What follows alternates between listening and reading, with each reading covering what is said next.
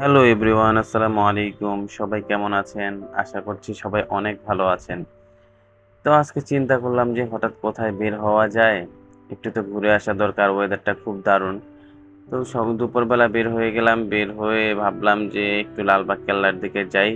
তো নিচে নেমে দেখি যে অনেক রোদ। রোদের জ্বালায় তাকানোই যাচ্ছে না। তো গাড়িতে উঠে গেলাম। গাড়িতে উঠে দেখতেছি ওয়েদার এত পরিমাণ খারাপ যে প্রচুর বৃষ্টি হচ্ছে।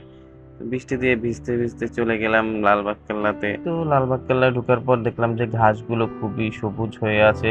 বৃষ্টির কারণে ঘাসগুলোর সৌন্দর্য যেন আরো বেশি ফুটে উঠেছে।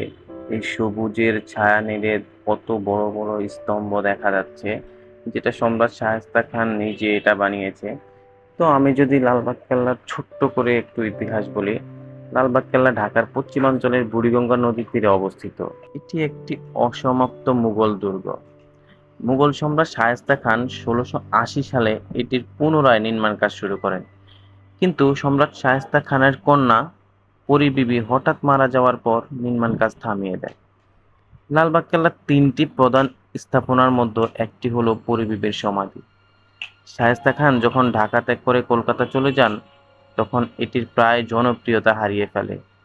চারটি অবকাঠামোর ভিতরে রয়েছে একটি দেওয়ানি আম, যাকে হাম্মামখানা বলে থাকে, একটি পরী বিবির সমাধি, শাহী মসজিদ এবং পানির ট্যাঙ্ক। শাহী মসজিদটা জনসাধারণের জন্য খুলে দেওয়া হয়েছে, সেখানে নামাজ আদায় করে সবাই। তো রাজকীয় মুঘল আমল সমাপ্তি হওয়ার পর 1844 সালে এলাকাটির আরঙ্গবাদ নাম বদলে নাম রাখা হয় লালবাগ। সেই থেকেই লালবাগ কেল্লা নামে পরিচিত। তো আমরা ঘুরে ঘুরে দেখছিলাম পরী বিবির মাজার এবং মসজিদগুলো যে কত সুন্দর করে বানিয়েছে, এবং দেখতেছিলাম যে অনেকগুলো পর্যটক, বিদেশি পর্যটক আসতেছে, ঘুরতেছে। মসজিদের ডিজাইন এবং মসজিদের যে রাজকীয় একটা ভাব, সেই সৌন্দর্যগুলো আমরা উপভোগ করতেছিলাম। তো এমন সময় প্রচুর পরিমাণ বৃষ্টি আসছে, যে বৃষ্টির কারণে আমরা দেখতে পারি নাই। তো বৃষ্টি যাওয়ার পর বিকেলবেলা হঠাৎ করে রোদ উঠেছে এবং আমি দেখতেছিলাম যে কিভাবে বানিয়েছে।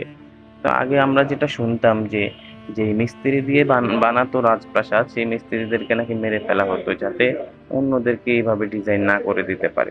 তো লালবাগ কেল্লার ইতিহাস শুনতে গেলে দেখা যায় যে লালবাগ কেল্লার যে সুড়ঙ্গটা রয়েছে, ওই সুড়ঙ্গটা নাকি আজ পর্যন্ত যে গিয়েছে সে আর ফেরত আসতে পারে নাই। বিকেল না হতেই গেটের দারোয়ান বলতেছে যে সময় শেষ, আপনারা বের হয়ে যান। তো আমরা বের হয়ে দেখলাম যে একটা সুন্দর কাবাবের দোকান। এত সুন্দর স্মেল আসতেছে, চিন্তা করলাম যে পুরান ঢাকায় যেহেতু আসছি, কাবাব তো খেতেই হয়।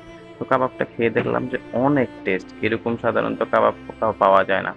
তো কাবাব খেয়ে টেয়ে রিক্সা নিলাম। রিক্সা নিয়ে দেখি যে প্রচুর জ্যাম, চকবাজার দিয়ে রিক্সা ঢুকছে, এবং দেখতে দেখতে দেখলাম যে এত সুন্দর একটা মসজিদ চকবাজারে।